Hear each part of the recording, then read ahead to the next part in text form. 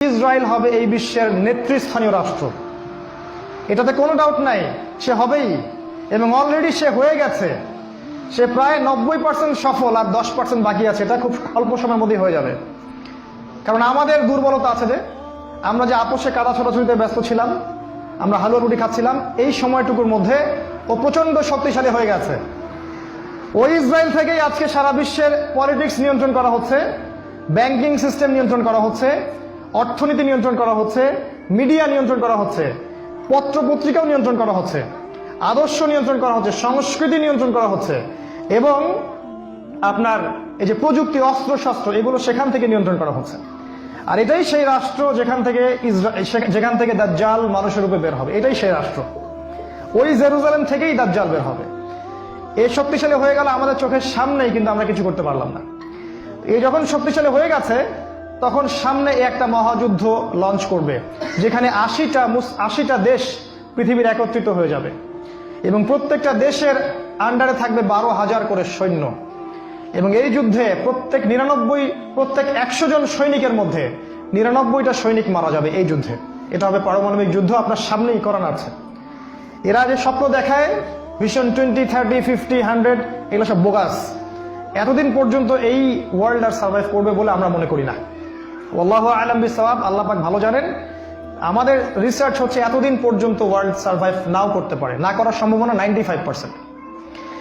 এই মালহামার পরে ইমামুল মাহদী আসবেন শেষের দিকে, এবং তিনি মুসলিমদের হাল ধরবেন, এবং প্রচুর সংখ্যক মুসলিম এই যুদ্ধে মারা যাবে। প্রচুর সংখ্যক, প্রচুর, তাদের সংখ্যা অগণিত। কিছু মুসলিম যুদ্ধের মাঠ থেকে পালিয়ে যাবে, যাদেরকে আল্লাহ পাক মাফ করবেন না, আর অল্প কিছু মুসলিম বাকি থাকবেন, যাদের হাতে আল্লাহ রাব্বুল আলামিন এই যুদ্ধের শেষের দিকে গিয়ে বিজয় দান করবেন ইনশাআল্লাহ। এবং আমাদের খোরাসান থেকেও একটা বাহিনী যাবে, যারা জেরুজালেম পর্যন্ত পৌঁছে যাবে, ইমামুল মাহদীর সাথে যোগ দিবে। পৃথিবীর কোন শক্তি, নবীজি বলেছেন, পৃথিবীর কোন শক্তি তাদের পথে বাধা হয়ে দাঁড়াতে পারবে না। তিনি বলেছেন, তোমরা যদি হামাগুড়ি দিয়ে হয় বা বরফের উপর স্ক্রল করেও হয়, তোমরা যদি ওদেরকে পেয়ে যাও তাহলে তাদের সাথে যুক্ত হইও। এটা নসিহত নবী সাল্লাল্লাহু আলাইহি ওয়াসাল্লামের। এটা আসবে সামনের এই সময়টা। এই মালহামার পরে যখন মুসলিমরা আবারও বিজয়ের আসনে আসবে, তখন মুসলিমরা জয় করবে কনস্ট্যান্টিনোপল বা তুরস্কের ইস্তাম্বুল। এটা এখন নেটোর হাতে চলে গেছে, এটা আবারও মুসলিমদের হাতে চলে আসবে। তারপর ঘোষণা করা হবে যে মাসিহুদ দাজ্জাল মানুষের রূপে বের হয়েছে। কোথায়? ওই জেরুজালেমে। তখন মুসলিমরা সেখানে ছুটবে। দাজ্জালের বাহিনীর সাথে মুসলিমদের ব্যাপক ফাইট হবে, কিন্তু মুসলিমরা তাদের সাথে পেরে উঠবে না। কেন পেরে উঠবে না? কারণ আল্লাহ পাক দাজ্জালকে এজন্য এভাবেই সৃষ্টি করেছেন। সে একটা পরীক্ষা, একটা ফিতনা। তার হাতে আল্লাহ পাক প্রচুর ক্ষমতা দিবেন। সে বৃষ্টি বর্ষণ করতে পারবে, সে প্রযুক্তি নিয়ন্ত্রণ করবে, সে আকাশ নিয়ন্ত্রণ করবে, সে প্রত্যেকটা শহরে প্রবেশ করবে, প্রতিটা শহরে। সে খুব দ্রুত ফ্লাই করতে পারবে। তার হাতে খাবারের মজুদ থাকবে, মানুষকে দুর্ভিক্ষের মধ্যে সে ফেলে দিবে।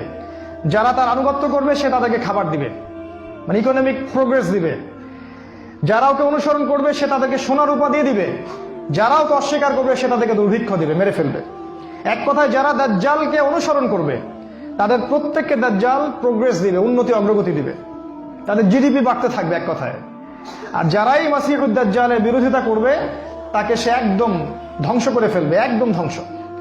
অর্থনৈতিক দিক থেকে, শারীরিক দিক থেকে রাষ্ট্রগুলো আক্রমণ করবে, সে পুরো ম্যাসাকার করে ফেলবে।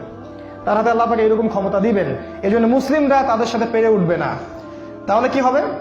আল্লাহ রাব্বুল আলামিন তখন মুসলিমদের দোয়া কবুল করবেন এবং ঈসা আলাইহিস সালামকে আকাশ থেকে পাঠাবেন এই পৃথিবীতে আবারও ইনশাআল্লাহ।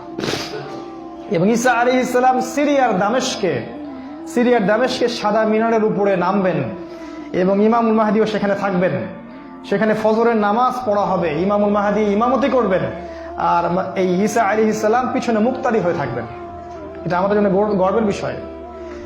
এরপরে ঈসা আলাইহিস সালাম বলবেন যে অবরোধ তুলে দেওয়া হবে, মসজিদের দরজা খুলে দেওয়া হবে, এবং ঈসা আলাইহিস সালামকে দেখা মাত্রই মাসিহুদ দাজ্জাল পালাতে শুরু করবে। এবং দাজ্জালের বাহিনী অর্থাৎ ইহুদি খ্রিস্টান সভ্যতার সাথে মুসলিমদের যুদ্ধ হবে। নবী সাল্লাল্লাহু আলাইহি ওয়াসাল্লাম বলেছেন, হাদিসে শোনেন, নবীজি বলেছেন, লাতুকাতিলুন্নাল ইয়াহুদ, শেষ জামানায় তোমরা অবশ্যই ইহুদিদের সাথে যুদ্ধ করবে, অবশ্যই করবে। এমনকি কোনো ইহুদি যদি পাথরের পিছনে লুকায়, তখন সেই পাথর কথা বলবে, ইয়া মুসলিম ইন্না ওয়ারা আল ইয়াহুদ তাআলাউ ফাকতুলহু, হে মুসলিম আমার পিছনে একজন ইহুদি আছে, আসো তাকে হত্যা করে যাও। এটা পাথর পর্যন্ত কথা বলবে। ফিলিস্তিনের বাবে লুদ নামক জায়গায় দাজ্জালকে হত্যা করা হবে। ওই বাবে লুদটা ইন্টারনেটে গিয়ে দেখবেন, সেখানে ইসরায়েলের বিমানবন্দর তৈরি করা আছে। এখন এই বাবে লুদেই এখনই তৈরি করা আছে। আমি একটু আগে বললাম যে দাজ্জাল আকাশ নিয়ন্ত্রণ করবে, ওই বাবে লুদের এয়ারপোর্ট থেকেই সে আকাশ নিয়ন্ত্রণ করবে। আমার মত এটা আমার মত, আমার বুঝ এটা। ওই বাবে লুদে সবচেয়ে বড় একটা এয়ারক্রাফটের ঘাঁটি তারা মজুদ করেছে এই বাবে লুদের মধ্যে, প্যালেস্টাইনে। আর ওই জায়গায় ঈসা আলাইহিস সালাম এই মাসিহুদ দাজ্জালকে হত্যা করবে। এরপরে ঈসা আলাইহিস সালাম জেরুজালেম থেকে ইমামুল মাহদিকে সাথে নিয়ে পুরো বিশ্বে ইসলামী খেলাফা বাস্তবায়ন করবে। পুরো বিশ্বে নবীজি বলেছেন, একটা পাকা বাড়ি একটা কাঁচা বাড়িও বাদ থাকবে না যেখানে ইসলামের কালিমা লা ইলাহা ইল্লাল্লাহ প্রবেশ করবে না। একটা কাঁচা বাড়ি একটা পাকা বাড়িও বাদ থাকবে না। এরপরে ঈসা আলাইহিস সালাম 40 বছর এই পৃথিবীতে ইসলামী খেলাফা বাস্তবায়ন করবেন। নবীজি বলেছেন, পৃথিবীতে কোনো জুলুম থাকবে না, কোনো রকমের অন্যায় পাপাচার থাকবে না। বাঘে এবং হরিণে এক ঘাটে পানি খাবে, কেউ কারো প্রতি কোনো অবিচার করবে না। এক একটা ফল হবে বিশাল বিশাল, আল্লাহ পাক বরকতের দরজা সব খুলে দিবেন। প্রচুর বৃষ্টিপাত হবে, মাটি উর্বর হবে, প্রচুর সুজলা সুফলা হয়ে যাবে এই পৃথিবীটা। আবারও আগের অবস্থায় চলে আসবে পৃথিবীটা ইনশাআল্লাহ। কোনো দূষণ থাকবে না, কিচ্ছু থাকবে না ইনশাআল্লাহ। এই 40 বছর তিনি রাজত্ব করবেন, তারপর তিনি মারা যাবেন এবং তাকে দাফন করা হবে রাসূল সাল্লাল্লাহু আলাইহি ওয়াসাল্লামের কবরের পাশে।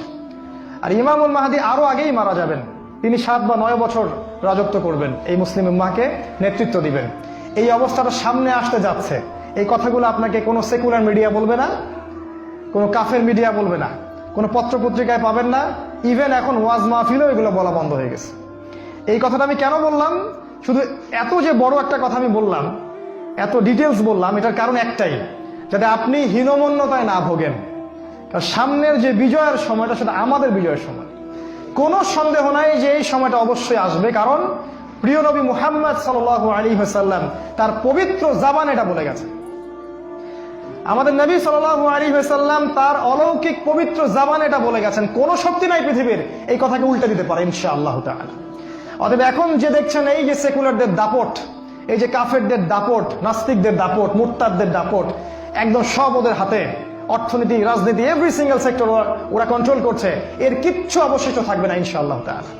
ওরা যতই চেষ্টা করে নিক না কেন, তারা ইসলামের এই অপ্রতিরোধ্য গতিটা থাকাতে পারবে না ইনশাআল্লাহু আযজা ওয়া জাল্লা।